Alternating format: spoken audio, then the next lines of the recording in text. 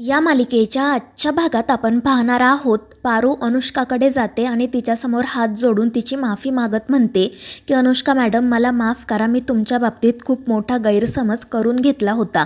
मला आधी असं वाटत होतं की तुम्ही इथे वेगळ्याच कोणत्या तरी हेतूने आला आहात. तुमच्या मनात किर्लोस्कर घराण्याविषयी काहीतरी वाईट आहे आणि म्हणूनच मी अनेकदा तुमच्यावर संशय घेतलासुद्धा. मात्र आज तुम्ही सिद्ध केलंत की तुम्ही किर्लोस्कर घराण्याच्या सून होण्यासाठी योग्य आहात. आदित्य सरांना तुमच्या इतकी चांगली बायको मिळूच शकत नाही. मी जे काही तुमच्याशी वागले त्याबद्दल मला खरंच माफ करा. आणि ते ऐकून अनुष्का हसतच पारूकडे बघू लागते आणि मग त्यानंतर ती त्या बिल्डिंगवरून पारूला खाली ढकलून देण्याचा प्रयत्न करते. त्यामुळे पारू तर खूपच घाबरते, पण मग अनुष्का हसतच तिला पुन्हा पाठीमागे घेते आणि त्यामुळे पारू तिला म्हणत असते की अनुष्का मॅडम, हे काय करताय तुम्ही? तर अनुष्का हसतच म्हणत असते की पारू, तू माझ्याबद्दल जो विचार केला होता ना, तो अगदी बरोबर आहे. मी इथे एका हेतूनेच आले होते आणि तुला माहिती आहे का माझ्या मनात काय आहे ते? आणि ते ऐकून पारूला तर आश्चर्याचा धक्काच बसतो.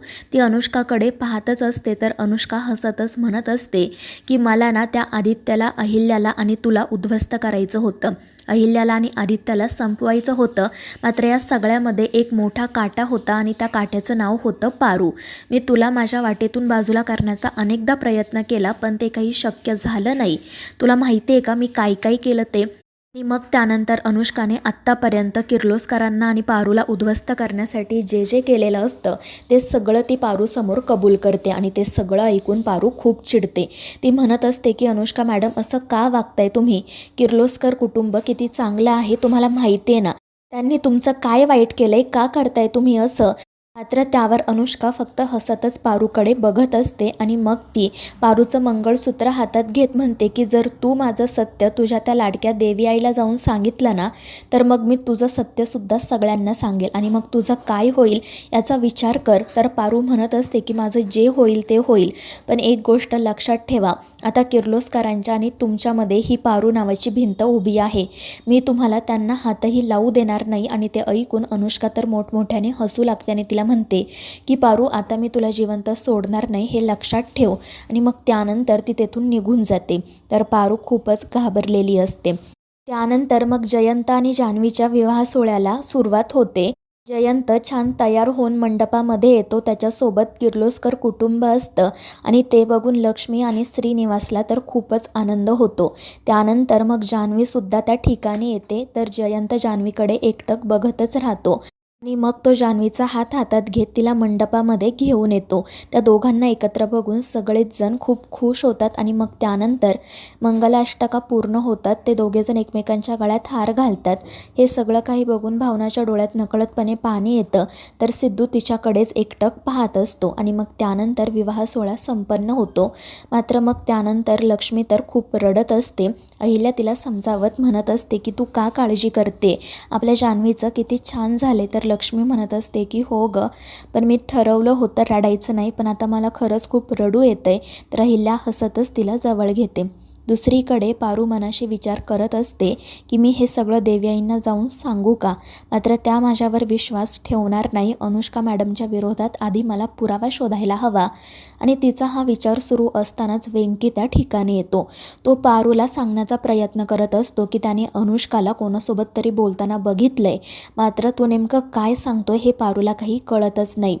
तर वेंकी तिला समजावण्याचा खूप प्रयत्न करतो. तिला वेगवेगळे इशारे करून दाखवतो, पण पारूला काहीच समजत नसते. आणि मग तितक्यात भावना त्या ठिकाणी येते. वेंकी तिला सांगतो की तुम्ही प्लीज पारूताईंना हे सगळं समजावून सांगा. आणि मग वेंकी जे काही इशारे करतोय ते भावना समजून घेते आणि ती विचारते की हे सगळं खरं आहे का वेंकी दादा? तर तो म्हणत असतो की हो ताई. आणि मग त्यानंतर भावना पारूला सांगते की वेंकी दादा असं म्हणतोय की त्याने अनुष्काला कोणासोबत तरी बोलताना ऐकलं.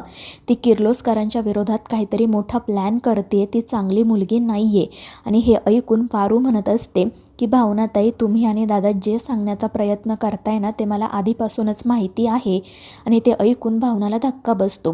ती म्हणत असते की पारू चल, आपण पटकन ही गोष्ट मावशीला सांगूयात, नाहीतर ती आदित्य आणि त्या अनुष्काचं लग्न लावून देईल. पण पारू म्हणत असते की नाही भावनाताई, आपण असं नाही करू शकत, कारण देवयाईंना आधी आपल्याला त्या अनुष्का मॅडमच्या विरोधात पुरावा द्यावा लागेल. तर भावना म्हणत असते की अगं वेंकी दादा, आहे ना पुरावा?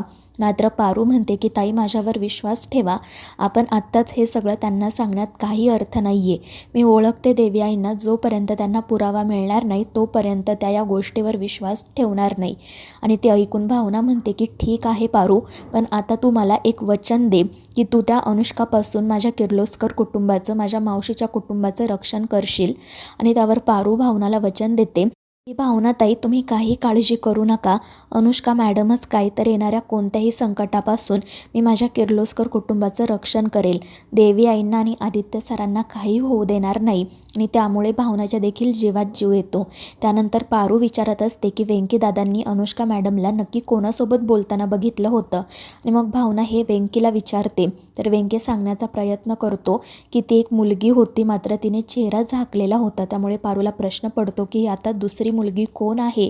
आणि मग तिच्या लक्षात येतं की कदाचित ती अजूनही इथेच कुठेतरी असेल. आणि मग ती भावनासोबत त्या मंडपात त्या मुलीला म्हणजेच दिशाला शोधण्याचा प्रयत्न सुरू करते.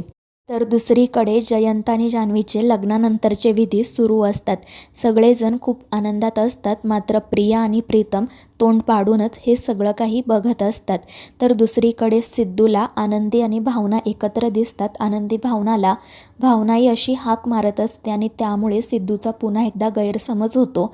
असं वाटतं की भावनाचं लग्न झालं आहे आणि तिला एक मुलगीसुद्धा आहे, त्यामुळे तो खूपच नाराज होतो.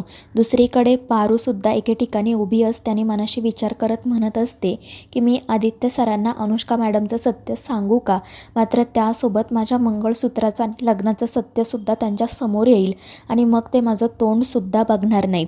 पुढे काय करावं ह्याचाच ती विचार करत असते. आणि तितक्यात तिला सिद्धूचा आवाज येतो. तो सुद्धा रडत असतो आणि मग पारू त्याला समजवण्यासाठी जाते. तर सिद्धू म्हणत असतो की पारू मॅडम तुम्ही खरंच खूप चांगल्या मैत्रीण आहात, कारण जेव्हा जेव्हा मी दुःखात असतो, रडत असतो, तेव्हा तेव्हा तुम्ही माझी समजूत घालण्यासाठी येता. आणि मग त्यानंतर ते दोघेजण मोकळेपणाने एकमेकांशी बोलतात. पारू सिद्धूला समजावताना म्हणते की आपल्या आयुष्यात जे प्रॉब्लेम्स असतील त्याच्याशी आपल्यालाच लढाई करावी लागेल, असं खचून चालणार नाही. आणि त्यावर सिद्धू देखील हो म्हणतो आणि मग पारू तेथून निघून जाते. त्यानंतर मग अहिल्यासुद्धा तिच्या घरी येते, लक्ष्मीसुद्धा तिच्या घरी जाते. मात्र तिला सतत जान्हवीची काळजी वाटत असते, त्यामुळे ती अहिल्याला कॉल करते.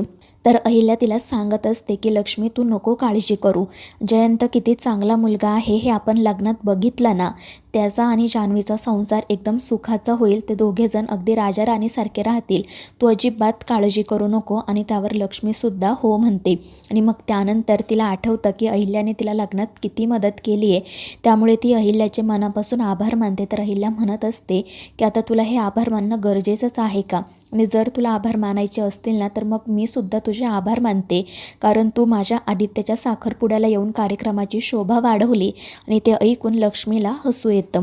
तर मित्रांनो, या मालिकेच्या पुढील भागांच्या अपडेट्ससाठी आपल्या चॅनेलला सबस्क्राईब करा.